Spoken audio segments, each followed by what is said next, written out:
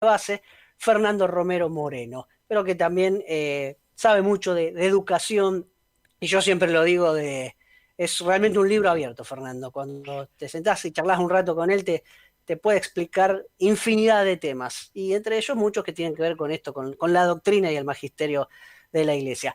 Muy buenas noches, Fernando, ¿cómo te va? Es un gusto recibirte ¿Qué en tal? nuestro programa Buenas noches, Filosofía con Carlitos. Vocales.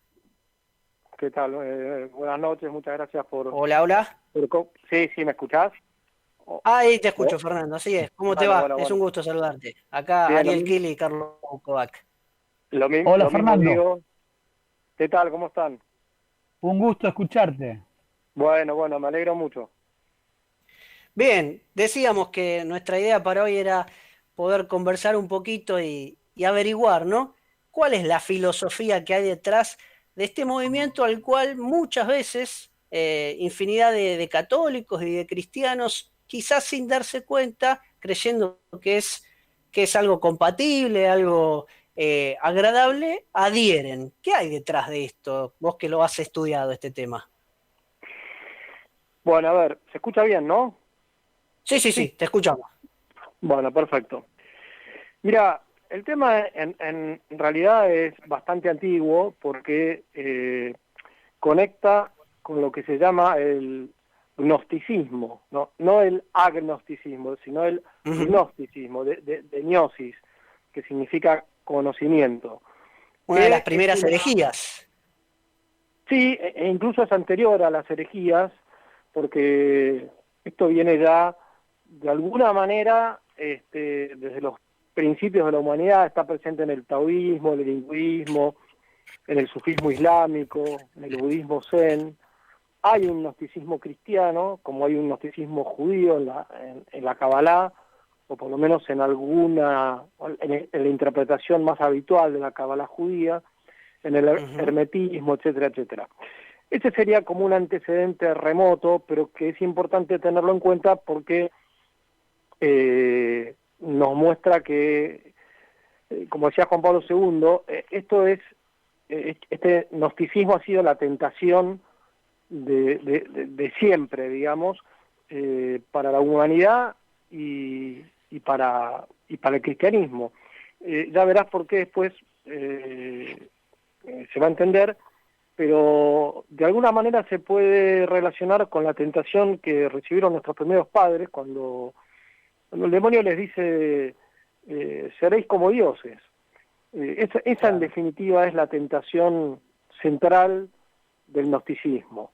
Eh, entonces, por ese lado, el fenómeno no es algo nuevo. Ahora, la New Age lo que le agrega a toda esta tradición, que por las características de este programa no me puedo extender ahora en explicar todos los aspectos que tiene, lo que le agrega es que, a diferencia de ese gnosticismo antiguo o tradicional o esoterismo tradicional, le agrega componentes propios de la modernidad. Y entonces Claro. aparece un fenómeno que es distinto, porque a esta tradición esotérica se le unen las ideas del humanismo moderno, del nominalismo, el renacentismo, y más recientemente del feminismo, el movimiento ecologista, hippie, etcétera, etcétera. Algunos aspectos de la ciencia moderna y del cientificismo, sobre todo la teoría de la relatividad, la física cuántica, y modalidades ya estrictamente modernas del esoterismo que los que cultivan el esoterismo tradicional critican y han puesto en guardia, que son el espiritismo, la teosofía y la cienciología cristiana. Entonces, Ujú. eh, ese, ese fenómeno ya más moderno no está presente en el esoterismo tradicional. Bueno, en ese combo, de alguna manera, podemos decir que están como los elementos de la New Age. La New Age no es una religión, porque si una característica que tiene es que no es algo institucionalizado, es, como ellos dicen, una red. ¿sí? Una red, viste que puede tener, o sea, hay muchos nudos que se conectan entre sí, pero la podés, si no la cerrás, puede ser una cosa como infinita, digamos, en cuanto a que puedes seguir agregando más nudos y más cuerdas y más nudos. Bueno, entonces, ¿qué quieren decir ellos? Que lo que comparten es una común sensibilidad, mentalidad y qué sé yo, pero después de ahí cada uno toma lo que digamos, le sirva más para conectarse con uno mismo, conectarse con el cosmos, para encontrarle un sentido a la vida, de modo que termina Más o menos siendo... vamos captándolo. No obstante, decíamos que una religión no es. Ahora, podría haber, a pesar de toda esa diversidad que vos decís, alguna especie de matriz o de esencia en su filosofía o en su pensamiento. ¿Cuál vendría a ser Sí, ella? sí, sí, sí, sí, exactamente, es que es lo que iba a decirte. A pesar de que no es una religión institucionalizada y que teóricamente sean relativistas y digamos, y ecuménicos en el sentido más laxo de la palabra, la realidad es que hay una serie de dogmas, ¿sí? Detrás. Yo te diría que lo que ellos, digamos, de donde parten, bueno, por un lado es que esa felicidad, ese sentido de la vida, o esa salvación, o como le querramos llamar, no se da a través de la fe en una revelación, sino a través de un conocimiento, de ahí lo de gnosis, que se transmite a través de unos iniciados, ¿sí? Que han ido recogiendo sabiduría que se transmitió desde los orígenes de la humanidad, lo que llaman la tradición primordial, pero lo que en el esoterismo tradicional era efectivamente algo exclusivamente de iniciados, con la New Age se democratiza, ¿sí? Todos pueden acceder a eso.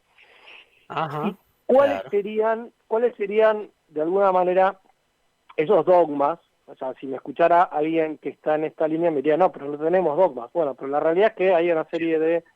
es como los relativistas, ¿viste? Te dicen todo es relativo, pero después si los pones contra la espada y la pared, hay cosas en las que tienen que reconocer que no se puede ser absolutamente relativista.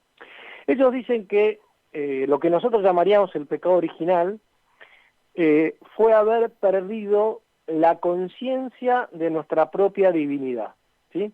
O sea que Ah, la realidad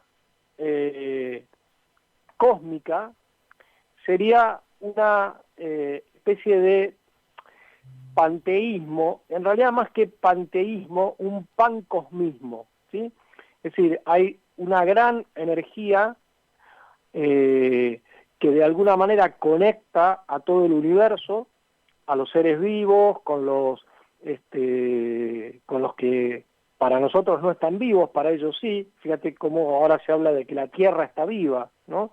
Cuando en realidad lo que están exacto. vivos Sí, sí. son los seres vivos, pero los metales, las piedras preciosas, esos son inanimados. Bueno, conectan con los planetas, por eso el tema de la astrología, también conectan con seres extraterrestres, si es que creen en eso. Por supuesto, ya te digo, cada uno arma lo que le parece, pero todo tiende a que el hombre recupere esa conciencia de que es parte de esa energía cósmica que es divina, ¿sí?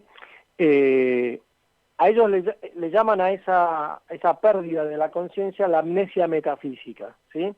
Entonces, esa totalidad a la que pertenecemos y no nos hemos dado cuenta que con lo que le ha agregado el pensamiento moderno es una realidad evolutiva, dinámica, bueno, con todas las características propias del pensamiento de la modernidad, que para un esoterista tradicionalista sería en muchos casos una herejía, por nombrarte, por ejemplo, a René Guénon o a Ébola o a Claro, Tomás sí, sí, Guali, sí. por ejemplo, ¿no? Que son autores peligrosos, para quien tiene fe católica, no es para que los lea cualquiera, pero son autores más serios.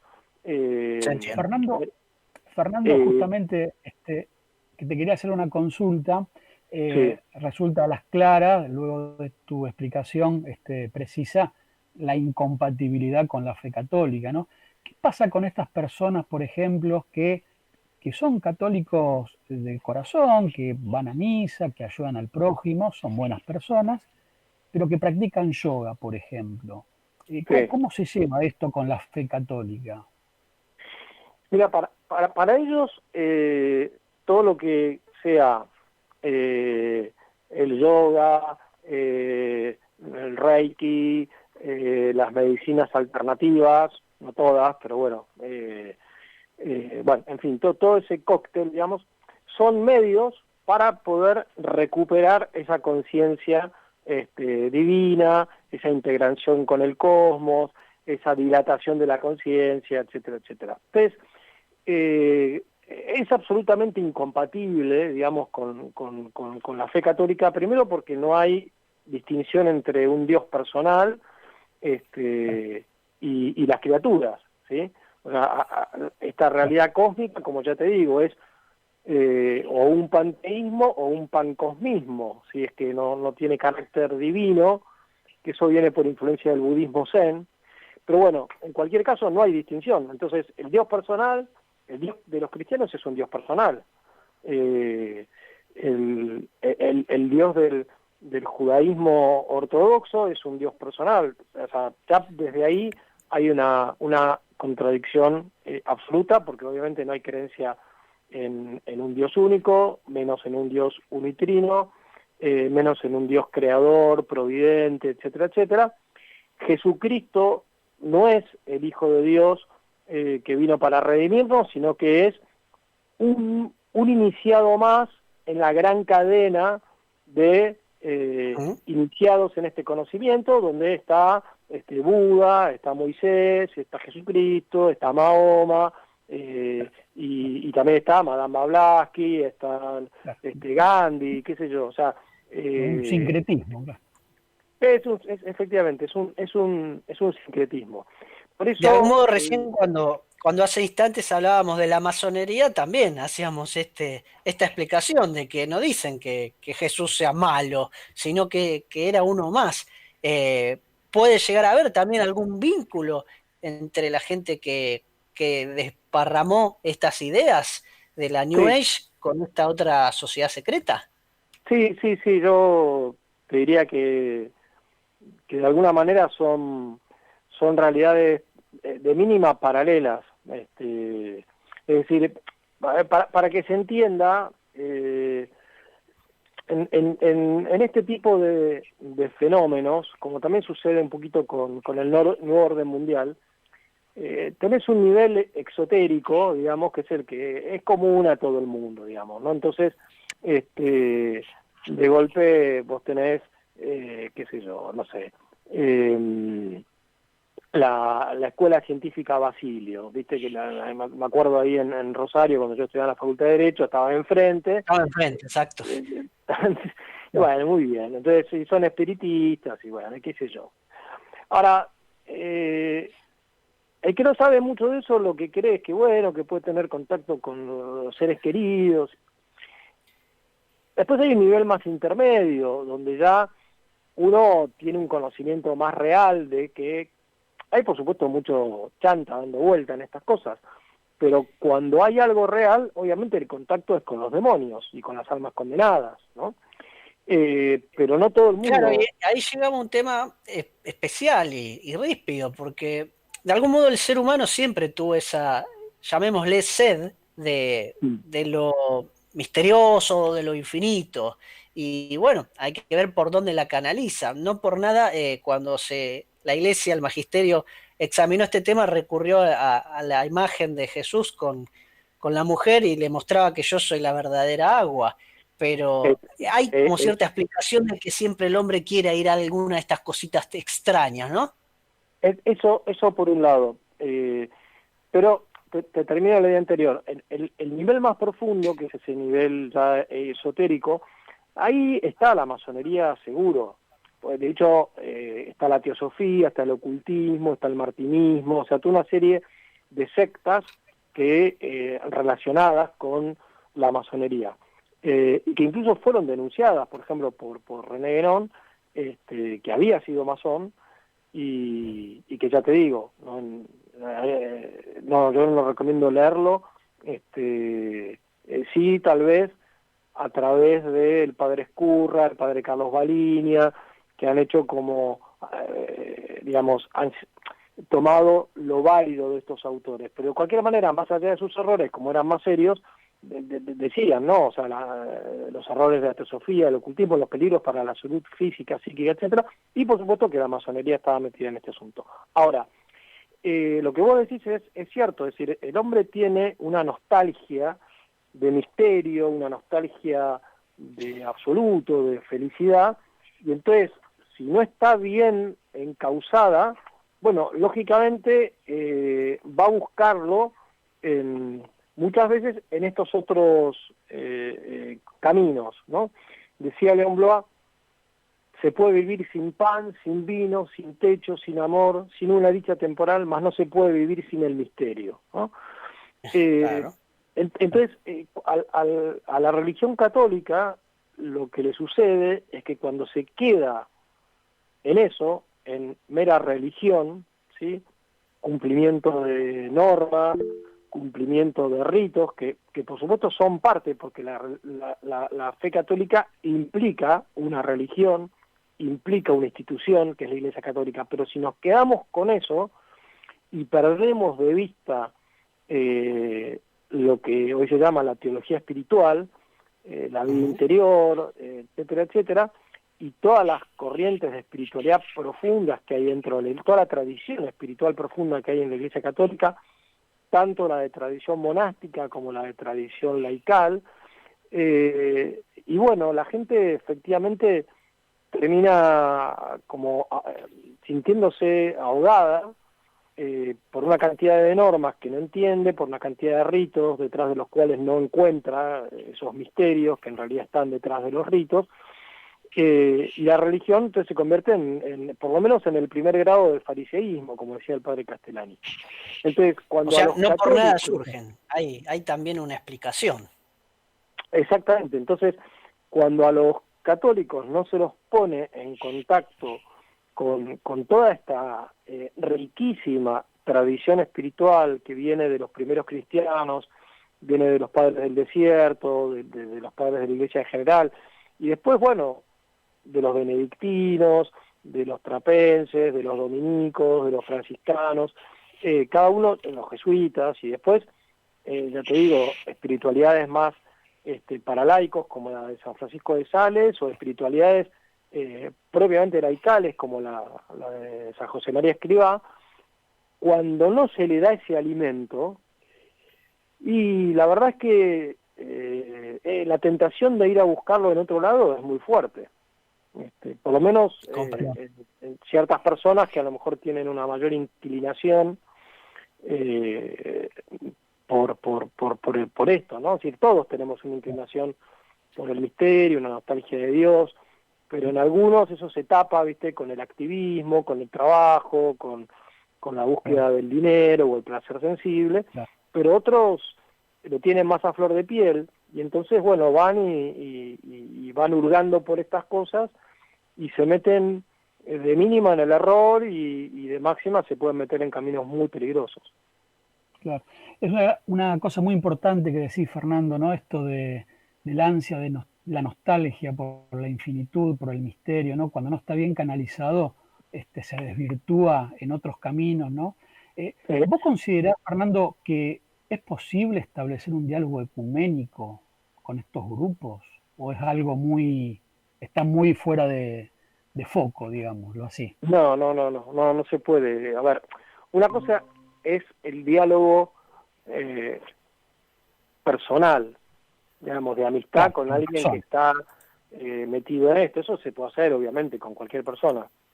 Ahora, el diálogo, entre comillas, entre la Iglesia Católica formalmente constituida y personalidades que representan esto, no se puede.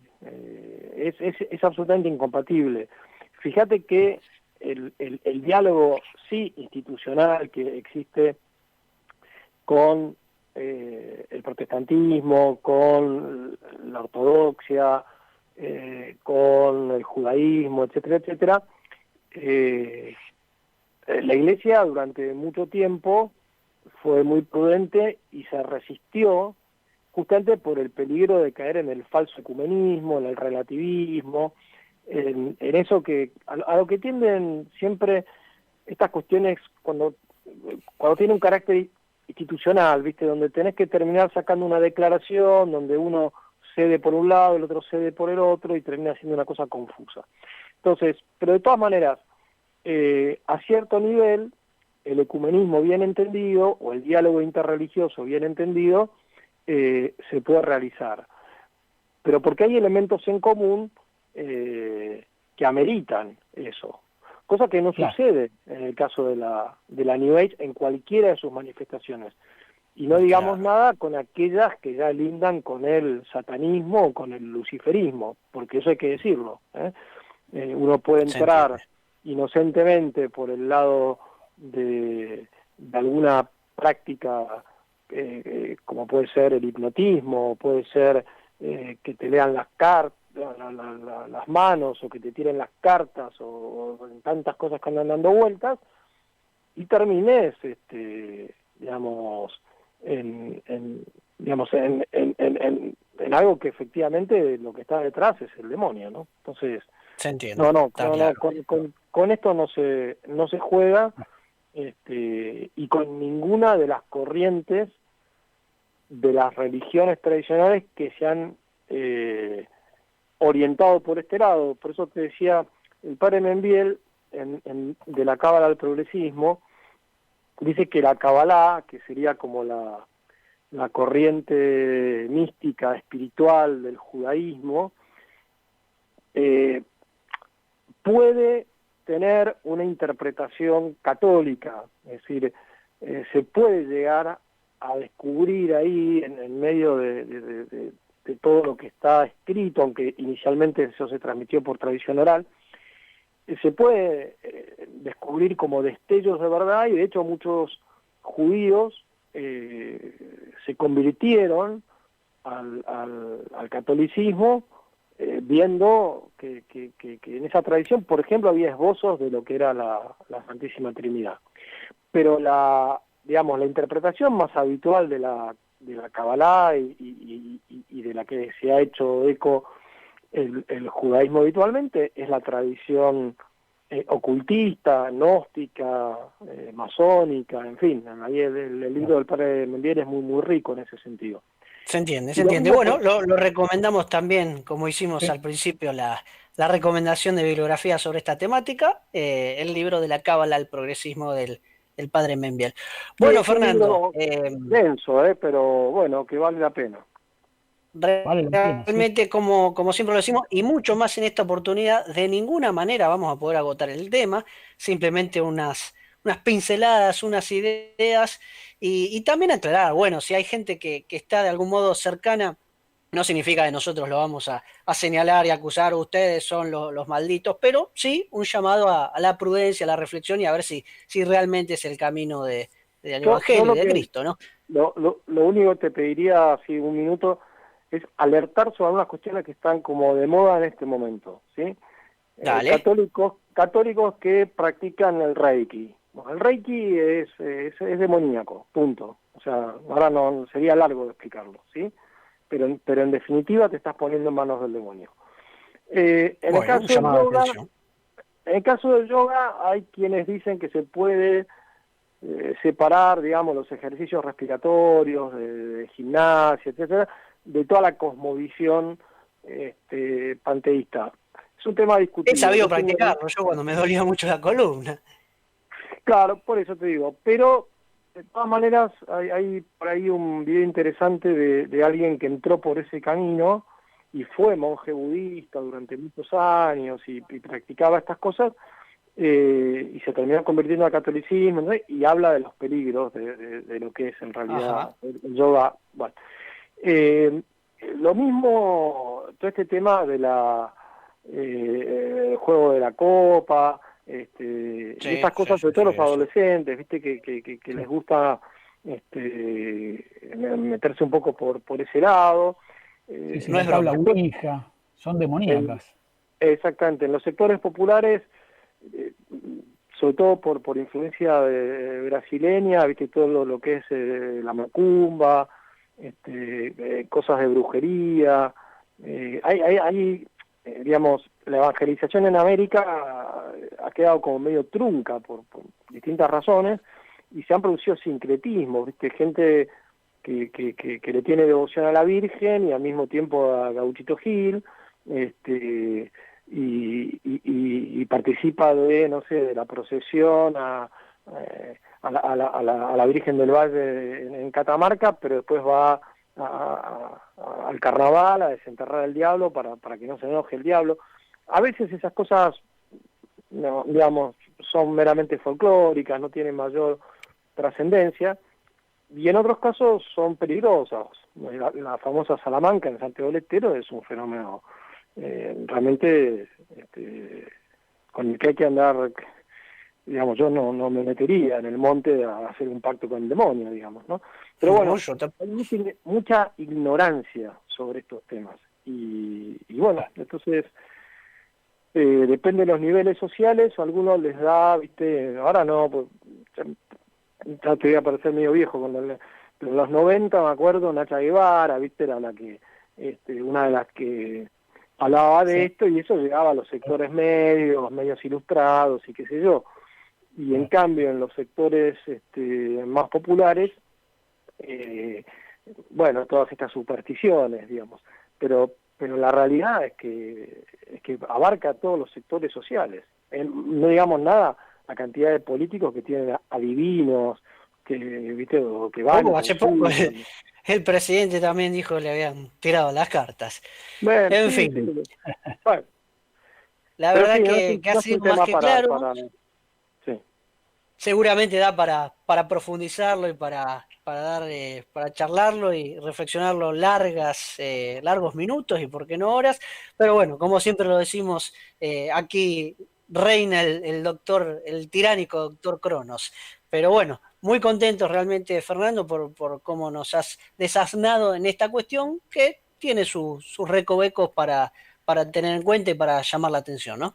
Además, sí. Fernando es un amigo del Instituto José Manuel Estrada, ¿no? Siempre está disponible cuando le pedimos una charlita. El año pasado recuerdo sobre el sano nacionalismo, un librito que yo tengo, un libro cortito, preciso y sereno, ¿no? Sobre el sano nacionalismo, el sano amor a la patria, las desviaciones que muchas veces se pueden tener frente a eso. Así que realmente un gusto haberte escuchado, Fernando. Recuerdo mi primer contacto con vos fue cantando con los arrieros en la Mutual de Ayuda Cristiana Familiar allá por los 90, me acuerdo con tus compañeros, y esa fue el primer registro que yo tengo tuyo, que me encantó, me acuerdo cómo cantaste, cómo cantaron, y me compré el CD, todavía no tengo guardado. Nosotros el grupo no lo disolvimos, o sea, lo dejamos en stand-by hace 10 años, pero por ejemplo este año nos juntamos para hacerle un homenaje al Gordo Sarabia cuando murió, en Rosario el 30 de enero, y la verdad que estuvo muy lindo ahí en el aserradero, y bueno, y después se nos murió Walter Grisolía, que era está bien, que Dios lo tenga en su gloria. Eran amigos, sí. Así que bueno, ya se acabará esta maldita pandemia y estaremos organizando un fogón con los arrieros aquí en Rosario, Fernando. Ojalá, bueno, te mandamos un gran abrazo y muchísimas igualmente. Gracias por tu palabra. Estamos viéndonos. Muchas gracias, Fernando. Será hasta cuándo. Gracias por todo. Bueno, Ariel, como siempre, igual